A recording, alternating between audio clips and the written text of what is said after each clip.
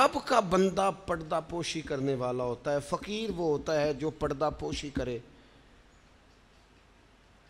میں آپ کو بتاؤں، نجات کے لیے یہ سیاستہ کی حدیث ہے، ابن ماجہ میں موجود ہے، یہ نجات کے لیے اتنا بڑا سرمایہ ہے اور آسان نسخہ ہے کہ اخروی طور پر کامیابی، یعنی گناہ اور غلطیوں کے باوجود اللہ درگزر کر دے، کامیابی ہو جائے۔ نبی پاک علیہ الصلوۃ والسلام نے فرمایا تو دنیا میں کسی کی پردہ پوشی کر، اللہ قیامت کے دن تیری پردہ پوشی کر دے گا۔ پتہ ہے اس کا معنی کیا ہے؟ عیب کھولے بغیر ہی رب قیامت میں معافی عطا کر دے گا۔ اس سے بڑا سہارا ہے کوئی؟ صرف اتنا کرو، پردے ہی رہنے دو۔ بڑا شوق ہے لوگوں کو ٹو میں پڑھنے کا، جاسوسی کرنے کا، خبر لینے کا۔ اچھا، جو خبر لینی چاہیے وہ نہیں لیتے۔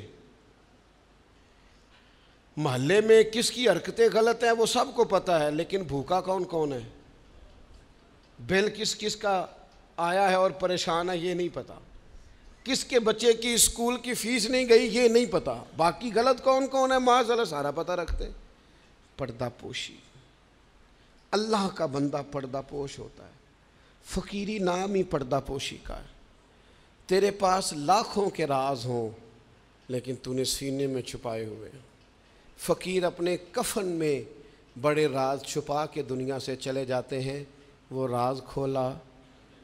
فقر کا بہت بڑا درجہ یہ ہے کہ تیرا دل پردہ پوشی والا ہو، اور اگر تو پردے کھولے،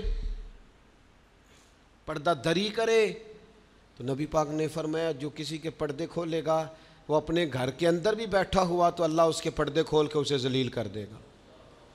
کیا معنی ہے؟ صاف ستھری دو ٹوک بات ہے۔ جس کا ذلیل ہونے کا دل ہو کہ میرے پردے کھل جائیں، وہ دوسروں کے کھول دے، خود بخود تیرے کھل جائیں گے۔ لیکن دوسروں کے بچوں کی باتیں چسکے لے کے کرنا اور پھر کہنا میرے بچے بدنام نہ ہوں، دوسروں کے گھر کی باتیں منہ کھول کے کرنا اور پھر خیال کرنا کہ تیرے بچوں کی کوئی بات نہیں کرے گا۔ او بھائی، اگر چاہتا ہے تیرے پردے قائم رہیں تو پھر تو بھی پردے قائم رکھ۔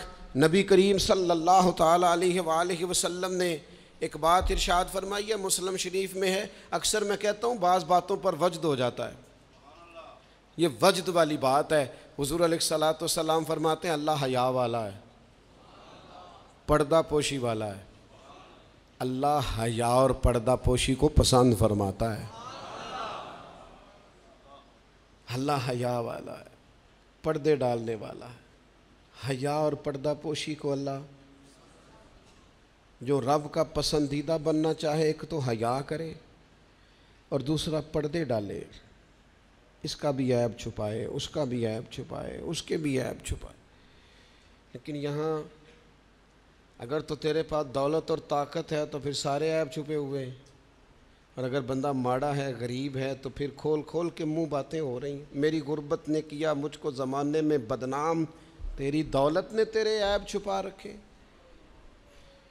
اپنی طبیعت کو اللہ کا بندہ کنز المال میں موجود ہے، حضرت عمر رضی اللہ تعالیٰ عنہ بیٹھے تھے۔ یہ ذرا دیکھیے یہ حضور کی تربیت یافتہ جماعت کیسی تھی۔ سیدنا فاروق اعظم بیٹھے ہیں، حضرت جریر ابن عبداللہ رضی اللہ تعالیٰ عنہ بیٹھے ہیں۔ ایک آدمی کی اچانک ہوا خارج ہو گئی اور اس کی آواز آئی اور بدبو پھیل گئی۔ اب یہ چیزیں بعض اوقات انسانی طبیعت کے کنٹرول میں نہیں ہوتی۔ ہمارے ہاں لوگ مذاق اڑاتے ہیں، پھبتیاں کستے ہیں، تانا زنی کرتے ہیں۔ ہوا خارج ہوئی، آواز بھی آئی اور بدبو بھی پھیلی۔ تو حضرت جریر ابن عبداللہ فٹافٹ اٹھ کے کھڑے ہوئے، حضرت عمر سے عرض کرنے لگے حضور ہم سارے جا کے وضو نہ کر رہے ہیں، ایک آدمی کی ہوا خارج ہوئی ہے، وضو ایک کا ٹوٹا ہے۔ حضرت جریر فٹافٹ اٹھ گئے کہ کہیں کسی ایک کی طرف لوگوں کا اشارہ نہ ہو جائے، وہ بندہ شرمندہ ہوگا، پردہ کھلے گا۔ یہ تربیت ہے رسول اللہ کے صحابہ کی۔ اٹھ کے کھڑے ہو کے عرض کی حضور امیر المومنین، چونکہ آپ اس وقت ہمارے اجازت دیں، سارے وضو نہ کر آئے۔ تو وہ بھی تو حضرت عمر تھے نا، فرمانے لگے تو اسلام قبول کرنے سے پہلے بھی سردار تھا قبیلے کا جریر، تو آج بھی سردار ہی ہے۔ تیری باتیں سرداروں والی ہیں، تیری باتیں ذرا بڑی بڑی ہیں، تیرا دل ذرا بڑا ہے، تو نے جو بات کی ہے وہ بڑے لوگ کیا کرتے ہیں، پردہ پوشی بڑے لوگ کرتے ہیں، کسی کو شرمندگی سے بڑے لوگ بچاتے ہیں، کسی شخص کا گردن نہ جھکے یہ بڑے لوگوں کا کام ہے، بڑے لوگوں کا۔ وہ گردنیں جھکا کے راضی نہیں ہوتے، وہ کسی کو عزت دے کے راضی ہوتے ہیں۔ تو بڑا آدمی ہے لہذا تو نے بڑی بات ہی کر دی ہے۔